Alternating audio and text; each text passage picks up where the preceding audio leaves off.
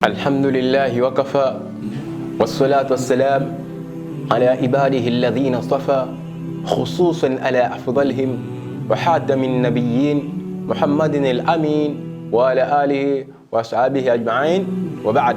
Fa'udhu billahi minash shaitanir rajim. Bismillahir rahmanir rahim.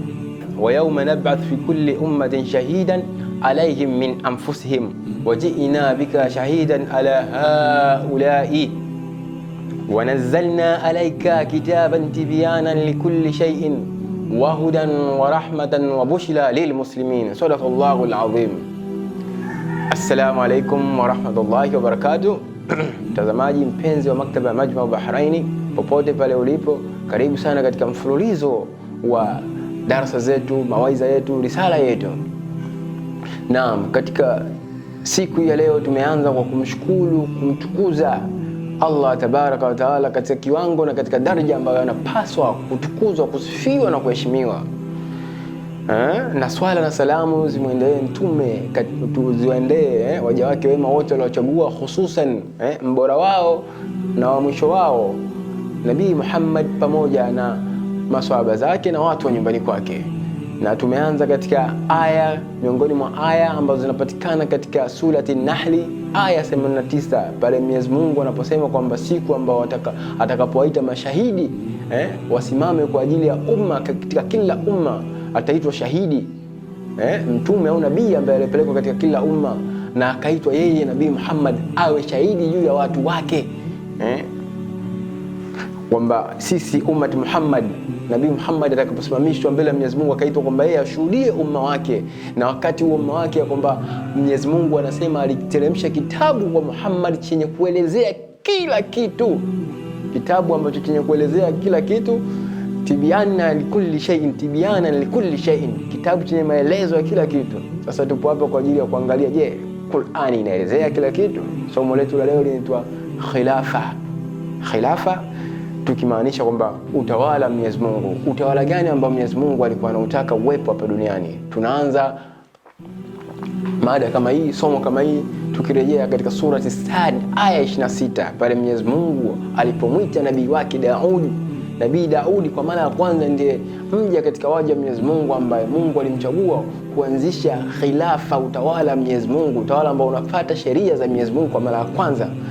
Kipindi hicho wakati Wayahudi wana dola yao ya Kiyahudi, kipindi hicho dola tukufu ya Kiyahudi, kipindi hicho pale Mwenyezi Mungu alipomwambia ya Daud, inna ja'alnaka khalifatan fil ardi, ewe Daudi, sisi tumekuchagua wewe, tumekufanya wewe kuwa khalifa katika ardhi, basi hukumu baina ya watu kwa uadilifu, na wala usifate matakwa ya matamanio au matakwa ya nafsi yako ukapotea katika njia ya Mwenyezi Mungu. Hii ndo mara ya kwanza kabisa katika historia ya kuumbwa binadamu kwamba Nabii Daudi alikuwa ndo mtu wa kwanza, nabii wa kwanza kuchaguliwa kusimamisha khilafa au utawala wa Mwenyezi Mungu. Kwa hiyo khilafa maana yake ni kwamba utawala wa Mwenyezi Mungu ndio unakuwa utawala mkubwa kuliko utawala ambao umewekwa na binadamu.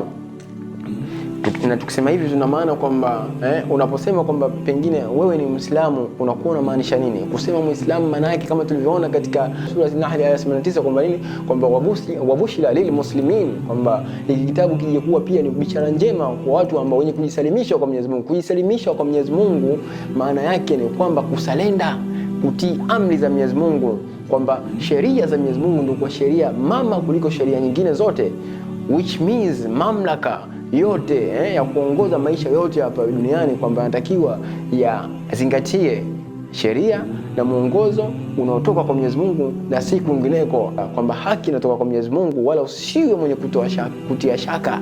Kwa hiyo haki haitoki Washington, haki haitoki kwenye National Assembly, haki haitoki London, haki haitoki Paris au Ufaransa. Haki inatoka katika mbingu ya saba, katika arshi ya Mwenyezi Mungu, ndipo kwenye haki. Kwa hiyo tunaona katika dunia ya leo kwamba utawala wa Mwenyezi Mungu umeondoka, utawala ambao umeasisiwa kwa mara ya kwanza katika historia na Nabii Daudi katika dola ya tukufu ya Waisraeli, ya Wayahudi kipindi hicho, na ambacho khilafa kama hii, uongozi kama huu wa kimungu, utawala wa Mungu tuliuona ukaja kwamba kuna dola ya Israeli tukufu ikaja kufa au ikaja kuondoka katika zama za Nabii Suleimani. Baada ya kufa Nabii Suleimani, tukaona kwamba ghafla Wayahudi wakapoteza dola, wakawa tena hawana utawala tena wa Mungu.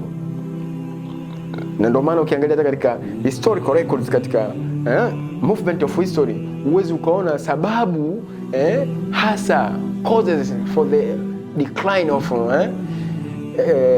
holy state of Israel, kwamba sababu ni nini za kudondoka dola ya Kiyahudi. Hakuna, lakini majibu hapo katika Qur'ani inaelezewa kwamba sababu ya kudondoka dola ya Kiyahudi ilikuwa ni dua ya Nabii Suleimani baada ya kumuona jasadi kakaa katika kiti chake, anataka kumlisi jasadi, manake ni kiumbe ambacho hakina roho. Alikiona Nabii Suleimani kwamba kuna kiumbe kimekaa katika kiti chake, alafu Nabii Suleimani kwa sababu alikuwa nabii wa Mwenyezi Mungu akajua hiki ni kiumbe kibaya, kinataka kurithi utawala wangu, kwamba kinataka kurithi utawala ambao Mwenyezi Mungu ameujalia, ameuasisi kupitia kwa baba yangu Nabii Daudi, kwamba anataka kurithi. Afu hiki kiumbe sio kiumbe kizuri, ana utawala ambao sio wa Mwenyezi Mungu, anataka kuleta. Basi Nabii Suleimani katika surati Sadi, tunaona kabisa Nabii Suleimani katika surati Sadi aya kama ya nadhani aya 35 hivi, akanyanyua mikono Nabii Suleimani akaomba dua ambayo kwamba Mwenyezi Mungu kwanza akaanza kupeleka istighfari, Mwenyezi Mungu nisamee na kuomba usijalie utawala wangu uwe wenye kurithiwa baada ya mimi. Basi baada ya kufa kweli Nabii Suleiman, Wayahudi wakawa wamesambaratika tena, wakapoteza golden years, miaka ya dhahabu, golden age ikaondoka Wayahudi. Hadi leo hawana dola ya Kiyahudi. Kwa hiyo ndio maana wanahangaika sasa hivi kurudisha dola ya Kiyahudi duniani, dola ambayo kwamba wao wanasadikisha kwamba utakuwa ndio utawala wa Mwenyezi Mungu, lakini badala yake wanakuja kufanya kitu ambacho sio utawala wa Mwenyezi Mungu, kama tutavyokuja kuona katika somo letu hili la leo. Kwa hiyo sasa tunaona kabisa baada ya kuondoka khilafa, baada ya khilafa kuondoka, tumeona kwamba historia kwamba khilafa ilianzia wapi? Ilianzia katika zama za Nabii Daudi, lakini tunaona kwamba hata Nabii Muhammad alipokuja alirudisha utawala wa Mwenyezi Mungu, kwamba sheria zote ziko chini ya sheria ya Mwenyezi Mungu, kwamba Mungu yeye ndo al-Malik. Tukisema Mungu al-Malik, kwamba kama ilivyokuja katika surati Mulk kwamba lillahi mulku samawati wal ardh, kwamba sheria za Mwenyezi Mungu, kila kilichokuwa mbinguni na ardhini kipo chini ya ufalme wa Mwenyezi Mungu, kipo chini ya mamlaka ya Mwenyezi Mungu. Kwa hiyo Mwenyezi Mungu ndo mwenye mamlaka katika kila kitu, kwamba katika hukumu zote, mwizi akiiba, sijui atakayezini, sijui mnywa pombe, sijui atakayefanya kosa kadha, kwamba tunachukua sheria za Mwenyezi Mungu zije kutoa hukumu. Vitabu vya Mwenyezi Mungu ambavyo vimeshushwa, Taurati, Injili, Qur'ani, Zaburi, kwamba vinatakiwa ndio viongoze, viwe na nuru ya kutoa maamuzi. Taurati, Injili, Qur'an, vitabu kama hivyo kwamba vinatakiwa vitoe mwongozo watu waishi vipi, pamoja na Zaburi. Kwa hiyo leo tunaona kwamba badala yake kwamba baada ya kudondoka Ottoman Empire ambayo ndio ilikuwa katika khilafa ya mwisho kabisa, baada ya kudondoka Ottoman Empire tukaona kwamba kumekuja mbadala wake, kwamba vimezalishwa vitu ambavyo vya ajabu kabisa, vinaitwa secular national states. Utasikia republicans, utasikia monarchies, ndio vimekuwa mbadala au warisi wa khilafa. Kwa hiyo tunataka tuambie au tumwambie mtazamaji wa Maktaba ya Majma Bahraini, unaposhiriki uchaguzi, ima kwa kugombea au kupiga kula, unafanya kitu gani mbele ya jicho la Mwenyezi Mungu? Maana yake ni kwamba unakataa utawala wa Mwenyezi Mungu usiwepo kabisa. Sawa sawa kama ni mtu ambaye unachukua sepetu unafukia kaburi ambalo utawala wa Mwenyezi Mungu upo ndani yake, kwamba kaburi ambapo imewekwa khilafa, na wewe unashindilia kwamba unaongeza, unapiga chepeo kufukia au unagongea msumari mmoja katika jeneza ambalo limebebewa khilafa, na wewe unaongeza, unapigilia msumari kwamba isirudi kabisa. Na sasa katika dunia kama leo tunaona katika nchi ambazo kama vile Saudia, Misri, Malaysia, Irani, na hata hapa Tanzania, Pakistani pia vile Uturuki, zote zimekumbatia hizi aina mpya za mamlaka ambazo zinaitwa secular national states. Lakini tukirudi katika Uislamu tunaona kabisa kwamba kitendo cha kufanya hivi ni moja kwa moja kwamba tunaenda katika kitu ambacho kinaitwa shirki. Shirki maana yake kwamba hukumu hata kwa kitu ambacho Mwenyezi Mungu hajakiteremsha, kuhukumu kinyume na Mwenyezi Mungu. unakuwa unaingia katika shirki, unaingia katika mamlaka ya Mwenyezi Mungu, unamdhulumu Mwenyezi Mungu nafasi yake ya uungu, kwamba Mwenyezi Mungu ndio anatakiwa sheria zake ndio sheria mama, afu nyingine ziwe chini yake. Lakini badala yake kinachokuja kutokea leo kwamba sheria za Mwenyezi Mungu hazifuatwi kabisa, badala yake zimewekwa sheria mpya kabisa, sheria ambazo zimetungwa na binadamu ndio zinakuendesha maisha ya kibinadamu. Tunaona katika kama surati Nisa aya 48, surati Maida aya 72, surati Tauba aya 31, surati Al-Imran aya ya 64 na surati Al-Maida kuanzia aya 44 mpaka 47 inazungumzia kuhusiana.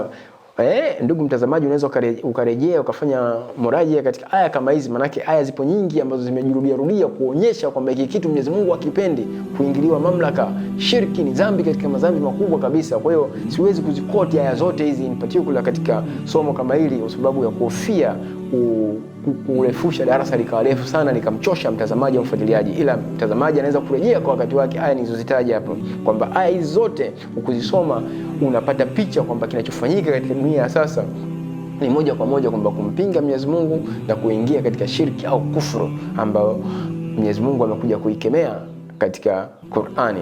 Kwa hiyo tunaona kabisa, kwa mfano labda tukirejea katika sura At-Tauba aya 31, tunaona Mwenyezi Mungu akisema bal a'udhu billahi minash shaitani rajim bismillahir rahmanir rahim ittakhadhu ahbarahum wa ruhbanahum arbaban min duni llahi wal masiha bin maryama wama umiru illa liya'budu ilahan wahida la ilaha illa huwa subhanahu amma yushrikun. Mwenyezi Mungu ametelemsha aya kama hii akimwambia Nabii Muhammad kwamba wamewafanya wanavyoni wao watu wa ahlul kitabu, watu waliopewa kitabu kabla ummati Muhammad, wamewafanya wanavyoni wao na watawa wao kuwa ni miungu badala ya Mwenyezi Mungu, na pia Masihi Isa yani Yesu pia wakamfanya kuwa Mungu. Hali hawakuamrishwa watu waliopewa ahlul kitabu ambao Mayahudi na Manaswara hawakuamrishwa isipokuwa kumwabudu Mungu mmoja. Hakuna anayestahili kuabudiwa isipokuwa ni yeye Allah, ametakasika na yale ambayo wanamshirikisha nayo. Sasa iliposhuka aya kama hii, mtume akawa anaisoma aya kama hii, alitokea sahaba katika maswahaba wa mtume anaitwa Adi bin Hatim ambaye alikuwa ni Mkristo, akaingia katika ummati Muhammad akamwambia, ya Rasulullah, mtume, mbona wao hawaabudu wanavyoni wao? Mtume akamchallenge akamjibu pia kwa swali, je, hawahalalishi ambacho Mwenyezi Mungu ameharamisha? Of course walikuwa wanafanya hivyo wanavyoni wa Kiyahudi na watawa wao, kwamba walikuwa wanahalalisha vitu ambavyo Mwenyezi Mungu ameharamisha. Kwa hiyo kitendo cha kuingia katika mamlaka ya Mwenyezi Mungu ukahalalisha kitu ambacho Mwenyezi Mungu ameharamisha, hapo moja kwa moja utakuwa umefanya shirki, na kitu ambacho hiki leo kinafanyika katika nchi zote za sasa, isipokuwa zile ambazo Mwenyezi Mungu amezichagua kwamba wafanye vitu kama hivyo. Lakini asilimia nchi nyingi za leo kwamba zote zinahalalisha vitu ambavyo Mwenyezi Mungu ameharamisha. Kwa hiyo hapa ndio tunapata kwamba hadithi ya Nabii Muhammad inatimia katika kiongelea kuhusiana kwamba na shirki, kutokuwa na shirki ambayo imetapakaa dunia nzima, kwamba shirki ambayo itakuwa ngumu kitambua sawa sana na mchungu mweusi ambaye yupo kwenye jiwe jeusi katika usiku, katika giza, kwamba itakuwa ngumu kujua kama hii ni shirki. Hiki ndio kipindi ambacho Nabii Muhammad alikuwa anatuambia katika hadithi yake kama hiyo, kwamba tunaona leo kwamba shirki kama hii kiasi kwamba hata mashehe ambao wapo katika upande wa madhehebu ya kisufi, upande wa madhehebu ya kisalafi, wanashindwa sijui kama wanashindwa kugundua kwamba kitendo cha kushiriki katika siasa kama hizi au kuchukua nafasi yoyote ni kumsaliti Mwenyezi Mungu na mtume, na unaingia katika shirki. Na shirki ni dhambi katika madhambi makubwa ambayo sisi tumeonywa kwamba ukifa na dhambi ya shirki bila kutubu, ukajijui kama unafanya shirki au unajijua unaita kibri, au kwa sababu bila kutaka kwamba ni popularity tu, au unataka kuonea watu aibu badala ya kumuonea Mwenyezi Mungu aibu, ukaona shiriki kwenye shirki afu yani ukaona poa tu ukachukua for granted. Dhambi kama shirki haisamehewi mbele ya Mwenyezi Mungu bila kutubia dhambi ya shirki. Dhambi ya shirki haisamehewi. Kwa mujibu wa maelezo ya Qur'ani tunaambiwa vitu kama hivyo. Na ukiacha aya tuliongea, ukirejea katika hadithi Qudsi ambayo inapatikana katika Sahihi Bukhari, hadithi ambayo siku ya kiyama tunaambiwa kwamba Nabii Adam ataambiwa na Mwenyezi Mungu katika kila kundi la watu 1000 atoe watu 999 wapeleke motoni. Nabii Adam atamuuliza Mwenyezi Mungu, liko wapi kundi la motoni? Akamwambia katika kila watu 1000 toa kundi la watu 999 peleke motoni. Hilo ndio kundi la watu ambao watakuwa wanaenda motoni. Na maelezo ambayo unaweza kueleza kuhusiana kwamba possibility ya watu 999 kwenda motoni katika watu 1000 ni kwa sababu ya shirki ambayo leo imeenea duniani kote, kwamba shirki ndio dhambi ambayo itaingiza watu katika moto wa Mwenyezi Mungu. Mwenyezi Mungu atuepushe. Na mtu mmoja katika hao watu 1000 ndiye atakuwa muumini wa kweli mbele ya jicho la Mwenyezi Mungu, kwamba ni kweli anatii amri za Mwenyezi Mungu au mfuasi wa kweli wa Nabii Muhammad katika kundi la watu 1000. Kwa hiyo sio vitu vidogo ambavyo leo tunavyoviona kama vimekuwa sawa sawa tu tukaona kwamba watu wanashiriki katika medani za kisiasa, mtu anataka apate nafasi katika serikali, mtu hataki kujiharibia umaarufu wake, hataki kuharibikiwa katika biashara zake, badala yake anakubali kujisalimisha kwa binadamu, anakubali kujisalimisha katika katiba, anakubali kujisalimisha katika bunge, anakubali kujisalimisha katika mahakama ambazo zimezuliwa au zimeanzishwa na binadamu, na wakakataa ile haki ambayo imetoka kwa Mwenyezi Mungu. Kwa kufanya hivyo moja kwa moja unakuwa umeingia katika shirki na tumemwacha Mwenyezi Mungu, tumekufuru moja kwa moja. Kwa hiyo tunaambiana haya ili tusije tukasema siku ya kiyama kwamba tulikuwa hatuyajui haya. Hakuna excuse kama hiyo siku ya kiyama kwamba mimi nilikuwa sijui. Hapana, hawezi kitu kama hicho siku ya kiyama. Kwa hiyo tunataka kujua na kuambiana haya mambo yameanzia wapi, kwa sababu hata tukiangalia katika Eastern European Christian Civilization, katika usalabu wa Ukristo wa Mashariki, wao walikuwa wanatambua kabisa, hapa nazungumzia Orthodox Christians, walikuwa wanatambua kabisa kwamba utawala unaotakiwa kuwepo duniani ni utawala wa Mwenyezi Mungu, na kanisa lilikuwa ndio kama mwakilishi wa Mwenyezi Mungu hapa duniani kipindi cha utawala wa dola ya Kikristo. Sasa tabu ilikuja kutokea baada ya kutokea mpasuko ambao Dajjali ndio siku zote baada ya kuachiwa Dajjali akawa anavitengeneza vitu kama hivi, anataka kuanzisha utawala wake, akasababisha mpasuko katika Ukristo kama huu. Matokeo yake ukatokea Ukristo Magharibi. Ukristo Magharibi huku sasa ndio ukaenda kupatikana kwamba katika Ukristo wao kwamba kuna ofisi ya papa, kwamba badala yake sasa kilichokuja kutokea katika Ukristo Magharibi kwamba papa akapewa majukumu ya kutawala mambo ya kidini, alafu watu wengine sasa wakawa wanapewa madaraka ya kutawala katika mambo ya kisiasa, wakaanza kutenganisha dini na siasa. Hiyo ilikuwa mwaka 1870 kwenye French Revolution, wakaja kutenganisha dini na siasa, kwamba dini na siasa ni vitu viwili tofauti. Kwa hiyo kiongozi wa kidini yeye papa alikuwa yuko Vatican, anaweza kaongoza mambo ya kidini, akawapa mambo kwa watu mafundisho ya kiroho, lakini haruhusiwi kuingilia katika mambo ya kisiasa wala katika mambo ya kiutawala. Kwa hiyo jambo ndio lipoanzia hapa, upuuzi ambao haukuwahi kufanyika. Kwa hiyo ina maana kwamba Wakristo wakawa wametoka katika utawala ambao ulikuwa umeasisiwa na Nabii Daudi na Nabii Suleimani, badala yake ukaingia utawala huu wa kiajabu ajabu. Kwa hiyo baada ya kufanya hivyo wakahakikisha kwamba kila kitu kimekaa vizuri. Mwaka 1896 hawa ni of course ni aina ya Wakristo ambao tunaweza kusema tukaita European Jews, Wayahudi wa Ulaya hawa, ambao moja kwa moja hao wanachanganyika kabisa. Tunakuja kuwapata kwamba ni criteria zao ni Yajuja Majuja ambao tayari wameshafunguliwa, ndio wakaanza kueneza ufisadi kama huu, wakaondoa utawala wa Mwenyezi Mungu. Kwanza akaanza katika Ukristo kuondoa ule Ukristo ambao unatambua kwamba Mwenyezi Mungu ndiye sovereign, Mwenyezi Mungu ndiye al-Malko, kwamba Mwenyezi Mungu ndiye mtawala mwenye mamlaka, anatakiwa atawale hata hapa duniani, kwamba sheria zinazotakiwa kutawala hapa zinatakiwa ziwe ni sheria za Mwenyezi Mungu, na ndio sababu ya kutumwa Nabii Isa, na ndio sababu ya kuletwa vitabu vyenye nuru kama Injili na Taurati na Qur'ani. Kwa hiyo baada ya kutokea vitu kama hivyo, nini kilichokuja kufuata? Kilichokuja kufuata baada ya hapo, akaanzisha movement yao inaitwa Zionist movement ya Wazayuni mwaka 1896. Kwa hiyo wakati haya yanatokea, na Mwenyezi Mungu katika kipindi kama hicho akafanya kitu ambacho kinakuja kuashiria kwamba kutoa warning, kutoa onyo kwa watu ambao watamwacha Mwenyezi Mungu na kuanzisha tawala zao wao wamezijua wao, na kuacha maamrisho ya Mwenyezi Mungu au utawala ambao Mwenyezi Mungu anautambua. Tunaona katika sura Yunus aya 92 Mwenyezi Mungu anatoa warning kwa watu ambao watakurudia upuzi kama upuzi aliofanya huyu bwana huyu. Kuna bwana mmoja alikuwa ameishi katika nchi za Misri huko, ikafikia pointi ya kama katakabari katika ardhi ya Mwenyezi Mungu mpaka akaamua kujitangaza wazi wazi, akasema ana rabbukumul a'la, mimi ndio Mungu mkubwa, Mungu wa Musa mdogo, mimi ndio Mungu mkubwa. Kwa sheria zangu mimi zinatakiwa ziwe juu, afu sheria za Nabii Musa, sheria za Mungu na Nabii Musa zinatakiwa ziwe chini. Mimi ndio Maliki.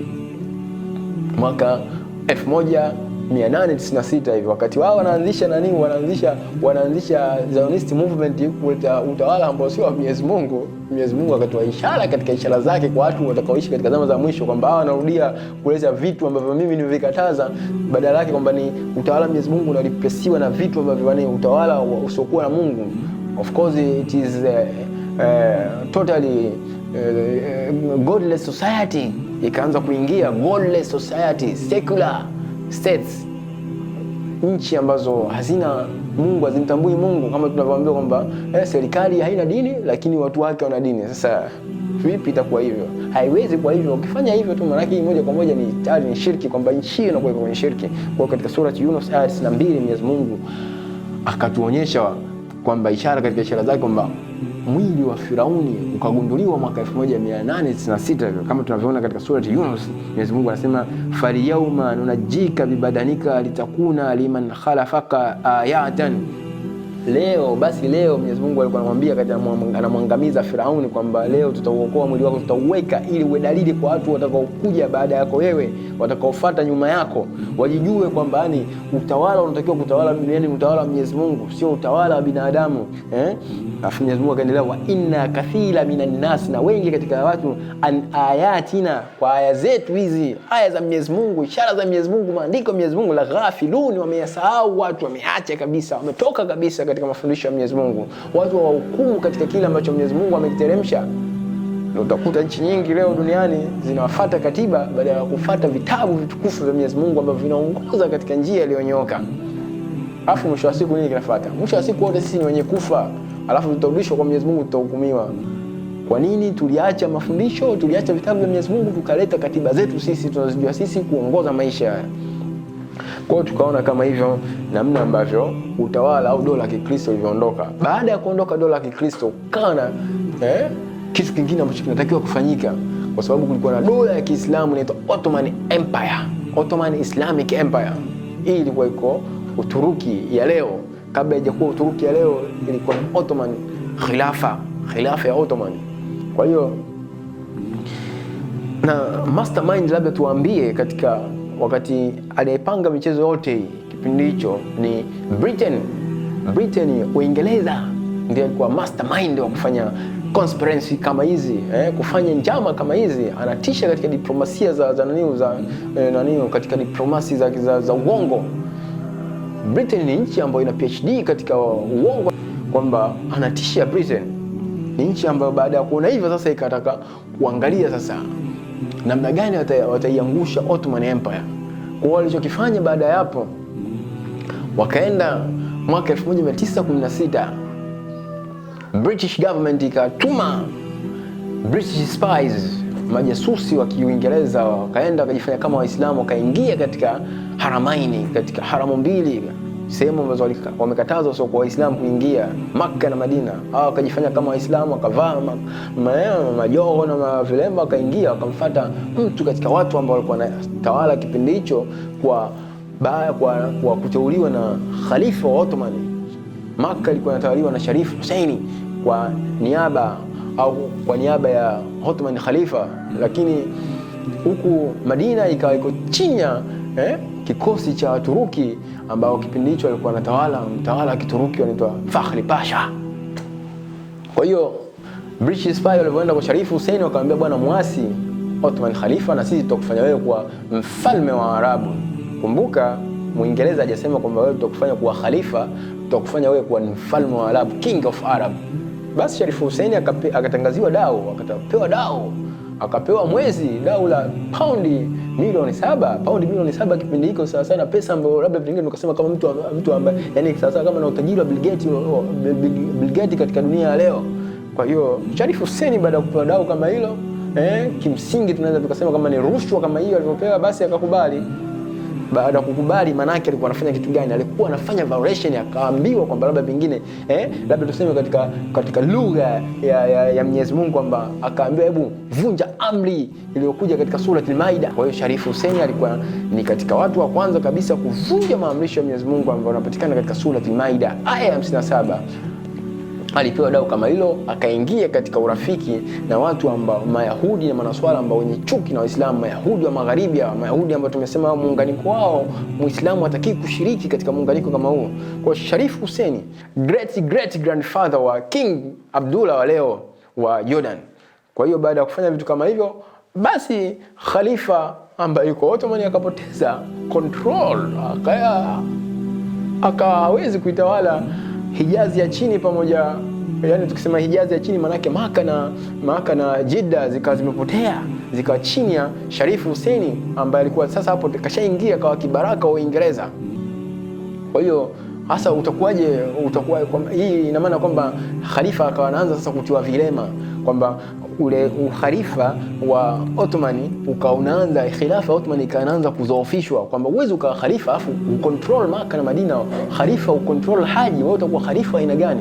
Kwamba khalifa nayo utakwenda kuhiji unatakiwa uombe visa Saudi Arabia upate au usipate, huwezi kuwa khalifa sampuli kama hiyo. Na ndio maana tunasema kwamba hata Mullah Omar hawezi kuwa recognize kama khalifa wakati kwamba yeye akitaka kwenda kuhiji naye pia anatakiwa aombe visa.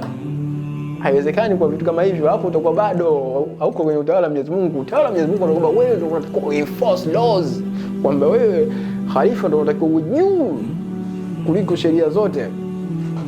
Kwa hiyo baada ya kutokea kitu kama hicho, Sharifu Hussein akamsaliti Mungu na mtume, akajitangazia baada ya masiku machache na yeye akajitangazia kuwa ni khalifa.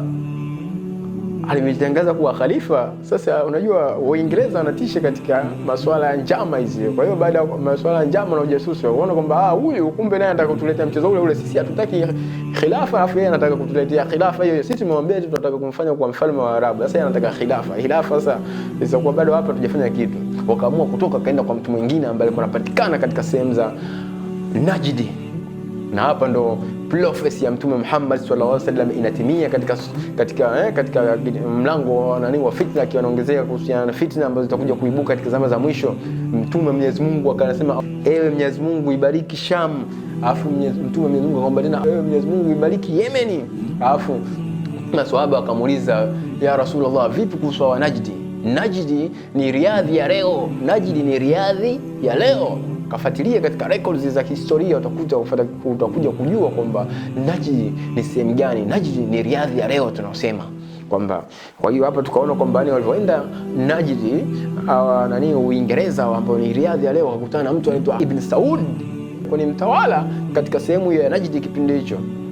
Walikubaliana yeye na Wahabi, kiongozi wa kidini wa Wahabi, ambaye naye huyu kwamba huko walikuja kuibuka tena upya baada ya kuwa clash kipindi hicho cha nyuma. Walikuja kuibuka tena huko mwaka 1902 sehemu za Najdi huko, wakawa wanatawala huko, kwamba mmoja anatawala mambo ya kidini, mwingine anatawala mambo ya kisiasa.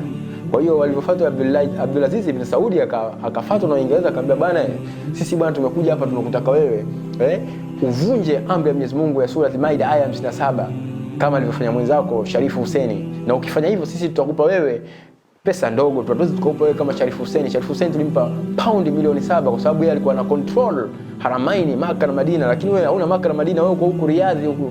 Sasa wewe tutakupa kidogo, tutakupa monthly 5,000 pound. No, tutakupa 5,000 pounds tu. Akaambiwa hivyo, akapewa ofa kama hiyo, lakini ukikubali kuingia na sisi tukifanya deal kama hiyo, ukikubali basi sisi tutakufanya kuwa mfalme wa Arabu. Kitu kile ambacho aliambiwa Sharifu Hussein, na yeye akaambiwa hivyo. Sasa Abdulaziz baada ya kupewa dau kama hilo, deal kama hiyo, akasema it's a deal. Yes. Akakubali kumsaliti Mungu na mtume katika sura Al-Maida aya 57, naye akasaliti. Matokeo yake akaja kuingia katika urafiki na Uingereza, Mayahudi na Manaswara ambao sisi hao tumeharamishwa kuingia nao katika urafiki kama huu. Of course tulishaongelea huko nyuma kwamba sio Wakristo wote na Mayahudi wote ambao tunakatazwa kuingia nao kwenye urafiki. Kuna Mayahudi na Wakristo maalum kabisa ambao wao tukiona Mayahudi na Wakristo wamefanya urafiki, huu ndo muunganiko huu ndo sisi tunakatazwa kuingia. Kwa hiyo muunganiko huu ndio wao wakawa wamekubali kuingia katika muunganiko kama huo, wakawa wamevunja kabisa maamrisho ya Mwenyezi Mungu yaliokuja katika Qur'ani katika sura Al-Maida. Abdul Aziz alipokubali kuingia katika deal kama hiyo, Waingereza wakamwambia sisi tutaikomboa Jerusalem na wewe tutakufanya kuwa mfalme wa Waarabu. Kwa hiyo kila mmoja atakuwa anashughulika na jambo lake, na badala yake sisi pia tutakupatia protection, tutakulinda, tutakupa msaada wa kifedha na msaada wa kijeshi. Abdul Aziz bin Saudi akakubali issue kama hiyo. Kwa hiyo lakini hapo sasa Waingereza wakawa washajifunza kitu kwamba kutoka kwa Sharifu Hussein naye tuliingia naye deal kama hii, lakini baadaye Sharifu Hussein akatugeuka akajitangaza kuwa khalifa. Sasa tunataka ukifanya kwa huyo Abdul Aziz bin Saudi kwamba sio kwamba khilafa tena ije kurudi tena, bali tunataka tuifanye kwamba khilafa isiweze kurudi tena.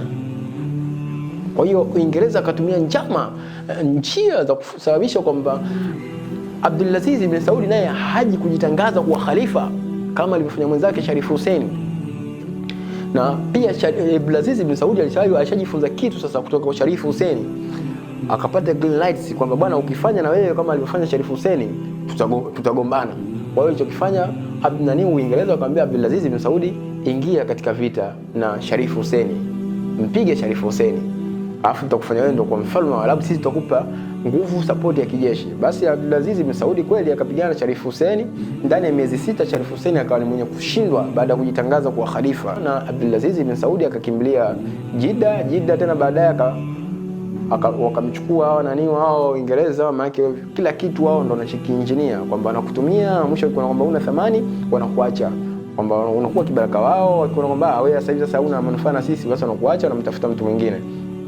Kwa ndo kama hivyo ilivyotokea. Kwa hiyo Sharifu Hussein ni mtu tena ambaye akaondoka baadaye huko tena akaenda huko sehemu za Jordan huko, nadhani huko ndo ukaanzia huu utawala huo. Sasa hivi tunaona kwamba utawala wake ukaendelea huko, kizazi chake mpaka leo tunaona vizazi vyao nao pia ni watawala. Tunaona King Abdullah ni mtu ambaye ametokana na kizazi hiki cha Sharifu Hussein wa enzi hizo.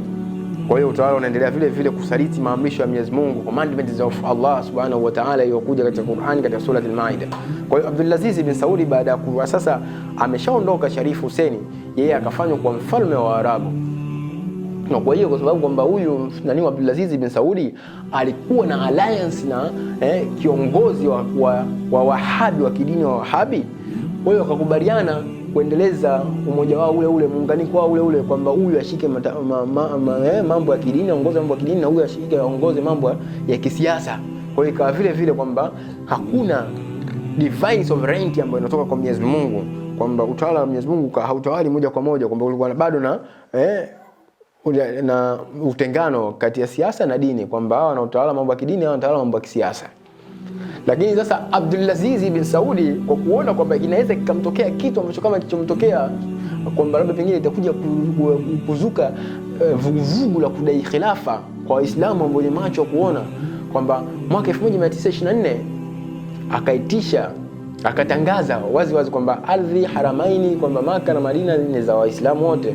Kwa hiyo kila Muislamu anatakiwa ajue kwamba Maka na Madina ni ardhi yao, kwa hiyo kwamba wanaruhusiwa kwenda. Sasa cha ajabu kwamba uweze ukaenda Maka na Madina bila kuwa na visa au passport, kitu ambacho hakiwahi kufanyika kipindi hicho cha nyuma, kwamba ni kuomba visa si na nini, wakati watu wanaenda kuija, kwa anaenda kuija as long as wewe ni Muislamu. Maka na Madina popote unapokuwa hapo, wewe inakuhusu kwamba wewe ni yako pia kila Muislamu, kwa sababu Waislamu wengi hawajui, unajua kwamba Maka na Madina ni Waislamu wote kwa mujibu wa mafundisho ya Qur'ani na mujibu wa mafundisho ya Mtume, kwamba Maka na Madina ni Waislamu wote, sio wa Saudi peke yao, Saudi family peke yao, kwamba maprince wao wanaishi vizuri comfortably, wanatumia hazina yetu, mafuta yetu, alafu sisi wenyewe bado tunaishi na Waislamu wengine, sisi kama tunatengwa, kwamba inaonekana kwamba Maka na Madina ni wa Saudi peke yao kama kilivyokuwa leo. Hapana, haitaki kuwa hivyo. Kwa hiyo tunaona baada ya kufanyika vitu kama hivi, Abdul Aziz bin Saudi anabuni mbinu za kuwateka akili Waislamu, kwamba kuwalemaza, kuonyesha kwamba wasije na vuguvugu la kudai khilafa, kwa sababu hata na wao pia wana mamlaka sawa, wanaweza kwenda kuhiji, wanaweza kufanya kama ilivyokuwa wanafanya hivyo Kwa hiyo ikaendelea hivyo. Lakini baada ya hiyo zogezege hilo, wakati inaendelea, tukumbuke mwaka 1916 vita vya kwanza vya dunia vilikuwa tayari vishaanza. Kwa hiyo walichokuwa nakifanya Uingereza ni kutafuta mbinu na njama za kumuingiza khalifa wa Ottoman katika vita ya kwanza ya dunia, na ni kweli wakafanikiwa, wakamuingiza katika vita, ndio ikawa sababu ya kusambaratishwa, kuondoka dola ya Ottoman Empire akaingizwa katika mbinu ambazo wanazitumia wao. Wanaanzisha vita kama hivi makusudi kwa malengo yao mahususi kabisa, na lengo la kuanzisha vita vya kwanza vya dunia ilikuwa ni kuimaliza khilafa ya Ottoman, kwa sababu ilikuwa ngumu. Hakuna namna nyingine yoyote ambayo inaweza kuisambaratisha Ottoman Empire kipindi hicho. Kwa hiyo Khalifa Ottoman alipoingia kwenye vita kama hivyo, basi ndio sababu ya kusambaratika kama hivyo. Matokeo yake wakati vita vinaendelea kuisha mwaka 1919, ni kweli general wa Uingereza Alan Bey akawa ni mwenye kuikomboa Jerusalem, na akatangaza waziwazi kwamba kuanzia leo kwamba vita vya msalaba vimeisha, kwamba Khalifa wa Ottoman hana nguvu tena, ni sawa kama na chui kibogoyo ambaye hawezi kung'ata wala kutafuna, kwamba Jerusalem ikawa nao pia imechukuliwa kutoka kwa Ottoman Khalifa, wakati Makkah na Madina alishapoteza control kipindi hicho kutokana na usaliti uliofanyika na Sharif Hussein pamoja na Abdulaziz bin Saudi. Kwa hiyo Makkah na Madina, Haramaini zikawa ziko chini ya Abdulaziz bin Saudi na Jerusalem ikawa ipo chini ya Uingereza. Sasa hapo tunaona kwamba Uingereza hapo kuanzisha taifa jipya kabisa ambalo halikuwahi kuwepo katika baada ya Mwenyezi Mungu kuangusha dola ya baada ya Mwenyezi Mungu kuitikia dua ya Nabii Suleimani kusambaratisha dola ya Kiyahudi. Sasa ikaanzishwa tena, sasa ni harakati za kurudisha tena, kuleta tena upya dola ya Kiyahudi mwaka 1948.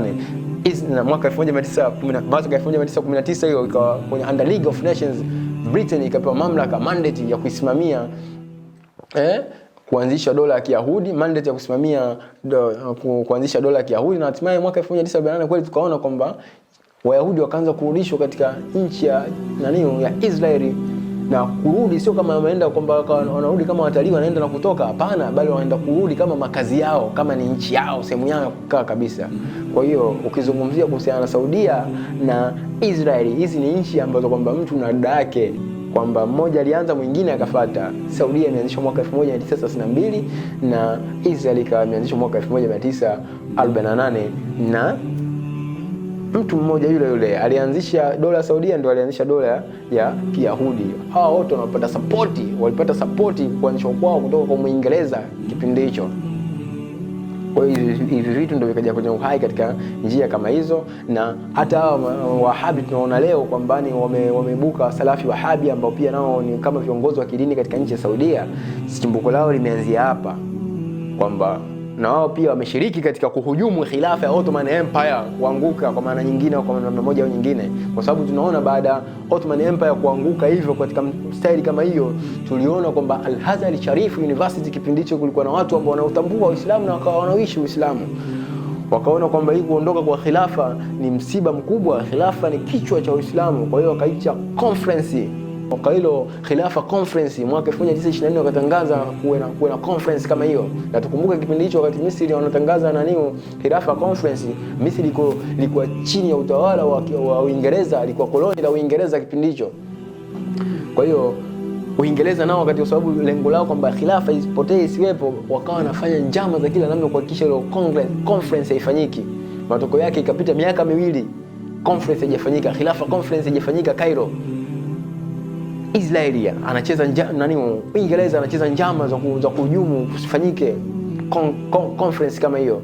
Kwa hiyo kilichokuja kutokea badala yake, sasa Uingereza ikamwambia Abdulaziz bin Saudi aitishe conference nyingine katika mwaka ambao kwamba walipanga kwamba huku Misri wafanye conference ya kuitisha khilafa, kwamba watu Waislamu wakutane wa discuss kuhusu khilafa, watarudisha vipi khilafa.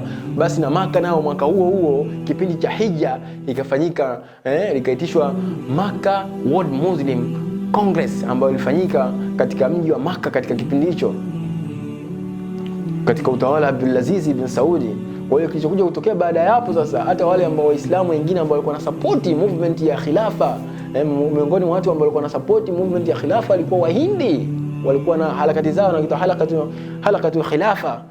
Kuna hapa tunataja watu kama kina Maulana Sheikh Muhammad Ali Jawhal, wakina Shaukati Ali, kina Maulana Sayyid Suleiman Nadwi, Mufti Kifayatullah.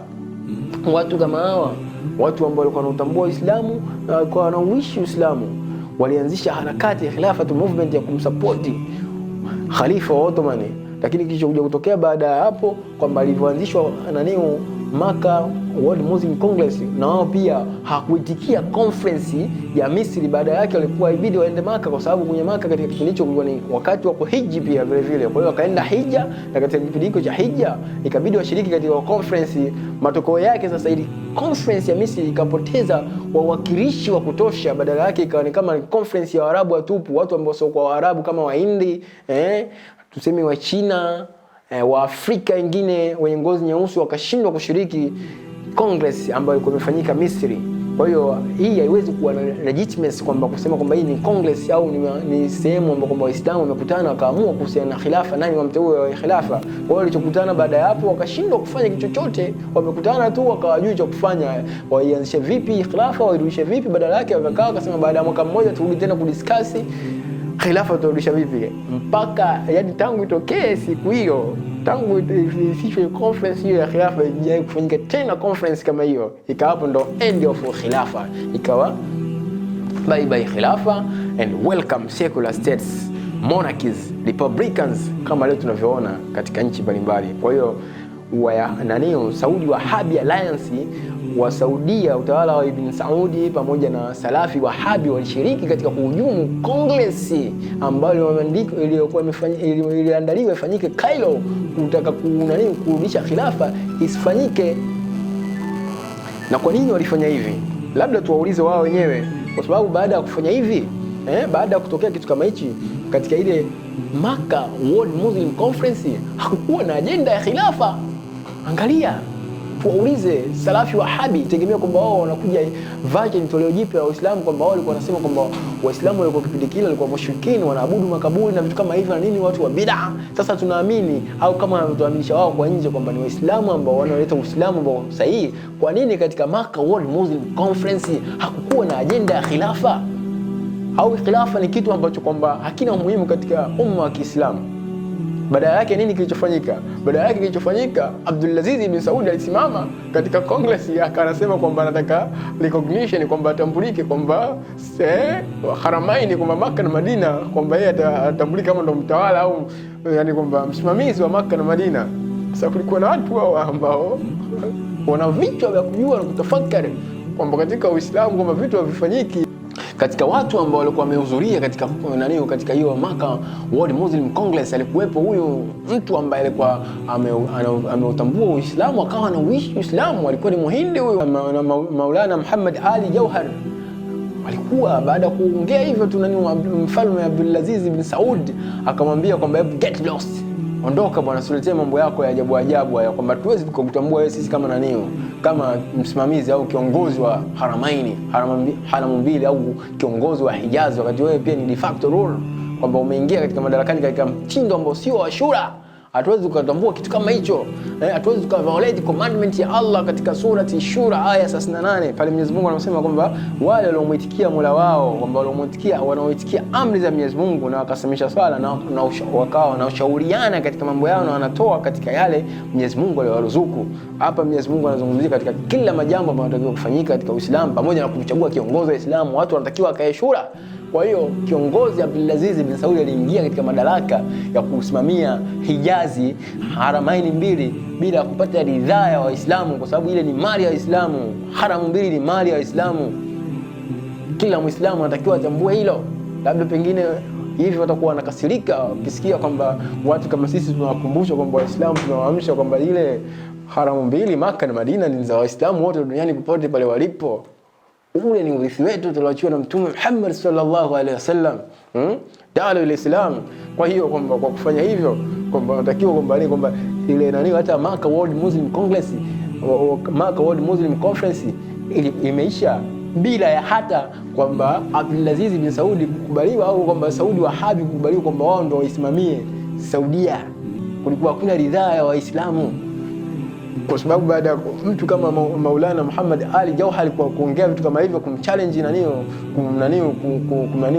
counter attack mfalme, kila Muislamu ashike pale akasema sasa hii bwana, hapana bwana, kila Muislamu akakataa. Kwa hiyo kaisha kwa style kama hiyo, na matokeo yake ndio tunaona baada hapo hadi leo vitu vikaendelea kuwa katika sampuli kama hiyo. Kwa hiyo kituambia kwamba dola ya Saudi Arabia ni dola ya Kiislamu, mimi sipati kuelewa unaongea vitu gani yani.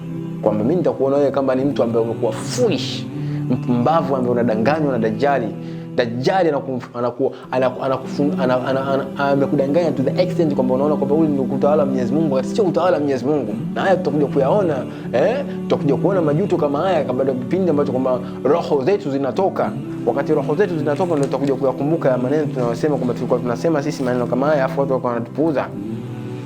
Na ipo na kwa hiyo baada ya kutokea vitu kama hivyo, basi hapo kando mwisho wa swala zima la khilafa. Na ndio maana hadi leo ukiangalia katika wasomi wa kidini wa Saudia kwamba hawa salafi wahabi wa Saudia kwamba hawana ajenda ya khilafa, kwa sababu ni makubaliano ya muda mrefu tangu enzi za mababu zao walishakubaliana muunganiko huo na mambo kama hayo kwamba ifanyike kwa staili kama hiyo. Kwa hiyo baada ya hapo tena basi ikawa bye khilafa, na badala yake ikawa karibu utawala wa kijahili, utawala wa kijinga. Matokeo yake katika nchi kama Ottoman Empire ikawa replaced na vitu ambavyo tunaviona kwamba leo kinaitwa Turkish secular state chini ya utawala wa Mustafa Kemal akapewa kama alikuwa ni kibaraka au agent wa Uingereza, akapewa mamlaka kuiongoza Uturuki, akawa ndo rais wa kwanza Uturuki, Mustafa Kemal wa secular state. Kwa hiyo baada ya hapo tena ndio ikazaliwa taifa la Uturuki. Lakini na huku pia tena Saudia ikazaliwa ina Saudi monarchy tunaiona leo hii kwamba, lakini hatuwezi tukiita monarchy at all kwamba tunaita nao ni secular state, national state tunao pia vile, kwa sababu kwamba katika khilafa dola ya Kiislamu hakuna citizenship kwamba tu unaomba kwamba wewe ni raia wa Saudia au raia wa wapi na vitu kama hivyo. Kwa hiyo tunaona vitu kama hivi jinsi vilivyokuwa vinafanyika na wakina nani walihujumu khilafa, na vipi khilafa limekuwa restored, na vipi khilafa limekuwa destroyed, na kitu gani kimereplace khilafa. Kwa hiyo which means kwamba dola ya Saudia leo tunaiona pale kwamba imekaa kama eti kuwa mrithi wa khilafa au mbadala wa khilafa, ili Waislamu wasiamke na kudai khilafa, kwa sababu wanaruhusiwa nao kwenda kuhiji. Lakini pia kama haitoshi, salafi wahabi wataonekana wapumbavu kudai khilafa wakati wao ndio na mamlaka ya kuongoza mambo ya kidini. Kwa hiyo hii ni trick ambayo Waingereza wameitumia kuhakikisha kwamba khilafa hairudi tena, au Saudia yenyewe kwa yenyewe hawezi kudai khilafa, hawezi kuja na movement ya khilafa. Akili ajabu hii. Hapa ndio nakwambia kwamba mchawi mpe mtoto alee. Kwa hiyo salafi wahabi wamepewa mchawi, wamepewa mtoto wale, kwa hiyo hawezi kudai khilafa. Movement ya khilafa itatokea sehemu nyingine, lakini sio pale Saudia. Na hicho ndio kitu ambacho atakuja kuidestroy nanio. Imam al-Mahdi atakuja kudestroy Saudia, dola ya Saudia, kwa sababu ya kitu kama hichi, upuuzi kama huu ambao tunaona kuja kufanyika. Kwa hiyo sasa tukiona kwamba wao wanafanya kwamba wao ndio Waislamu sawa sawa, tunawauliza swali moja tu, tunataka tuwajibu, kwa nini hawana ajenda kurudisha khilafa katika ajenda zao? Au khilafa sio kitu ambacho kilichoamrishwa katika maamrisho ya Mwenyezi Mungu? Khilafa ni kitu kidogo. Mtume wa Mwenyezi Mungu ameondoka mpaka meno ameondoka katika uso wa dunia hii, katika ardhi ya Mwenyezi Mungu ameondoka. Mtume wa Mwenyezi Mungu kaondoka ana mapengo, meno yameng'oka kwa sababu ya kusimamisha khilafa. Alafu leo khilafa imeondoka, wewe unasema kwamba ni legitimacy kwamba Saudia kusema ndio dola ya Kiislamu, kwamba unajitamba kabisa kwamba kila kitu tutegemee, fatwa tuzitegemeze kutoka Saudia, wakati wao tayari wamesaliti amri ya Mwenyezi Mungu. Haiwezi kuwa kitu kama hicho. Kwa hiyo tunachokiona katika kitu kama hiki ni usaliti mkubwa ambao hujai kufanyika katika umma wa Kiislamu, kwamba utaona Waislamu wengine ambao kwamba wanaipenda khilafa hadi leo irudi, lakini sio watu wa Saudia, hawataki kusikia kabisa kuhusiana na kitu kinachoitwa khilafa. Sasa tukiangalia katika Qur'ani, tukija katika ukweli wenyewe jinsi ulivyo, kwamba kuna majuto makubwa kwamba Waislamu ambao wanashiriki katika medani za kisiasa na za kiserikali katika ngazi mbalimbali, pamoja na viongozi wa kidini nao pia maana nao pia washapewa ofisi katika ofisi za kiserikali kwamba waongoze katika masuala fulani ya kidini. Kwa kufanya hivyo wajue kabisa kwamba wanazidi kufikia maiti ambayo wanazidi kufikia kaburi ambayo ndani yake kuna khilafa, kwamba wanathibitisha au wanaconfirm kwamba hii bwana hatuitaki tena kabisa irudi. Maana yake ndio hivyo mbele ya jicho la Mwenyezi Mungu. Sasa itakuja kutokea, isije tunahofia kwamba isije kuwakuta kama jambo ambalo lilomkuta Farao. Tunaona Mwenyezi Mungu katuwekea Farao kwamba mwili wake tuone, hadi leo watu wajifunze kwamba mamlaka inatakiwa kutawala duniani mamlaka ya Mwenyezi Mungu tu. Kwa hiyo tunaambiana mambo kama haya isije miongoni baadhi yetu, Mwenyezi Mungu atuepushe, asije kuwakuta kama ambao walimkuta Farao, kwamba kukubali ukweli wakati tayari tena ndo roho ipo katika mitulinga roho inatoka. Kukubali ukweli katika kipindi hiko hakuwezi kukusaidia. Yesu Mungu anasema katika sura Yunus aya 90, wajawazna bibani Israila al-bahra faatba'ahum fir'aunu wa junuduhu baghyan wa adwan hatta idha adrakahu al-gharq qala amantu annahu la ilaha illa alladhi amantu bihi banu Israila wa ana minal muslimin. Farao, Firauni wa Misri, alikubali kujisalimisha kwa Mwenyezi Mungu kwamba yeye sio Mungu. It was too late. Ilikuwa is too late, kwamba pia na sisi tunaambiana maneno kama haya kwamba isije ikawa too late, kwamba roho tena zinatoka ndio unakumbuka kwamba kumbe ulikuwa mushrik, ulishiriki katika mifumo ambayo sio ya Mwenyezi Mungu, ulishiriki ujisalimiti kwa asiyekuwa Mwenyezi Mungu, ulimfuata asiyekuwa Mwenyezi Mungu, ingawa ulikuwa unaswali swala 5, ingawa ulikuwa unafunga mwezi wa Ramadhani, ingawa ulienda kuhiji, ingawa ulikuwa unatoa zaka, lakini as long as wewe kwamba ulikuwa unafanya shirki, mwisho wako utakuwa kama mwisho wa Firauni. Tusipokuwa makini kwamba unakiri ukweli kwamba hakuna Mungu isipokuwa Mwenyezi Mungu, na kwamba unajisalimisha kwa Mwenyezi Mungu wakati it's too late. Mwenyezi Mungu anasema roho ikifika kwenye mitulinga hakuna tena toba utakaweza kuifanya. Unakiri ukweli wakati nini? Wakati it's too late. Tunaambiana maneno kama haya tukiwaambia kabisa Waislamu katika hali ya kuonana huruma na kukumbushana. Fanaudhu billahi min dhalika. Baada ya kusema maneno kama haya, nimtaki Mwenyezi Mungu msamaha kwa wale ambao tulikuwa tumekosea. Wa assalamu alaykum wa rahmatullahi wa barakatuh.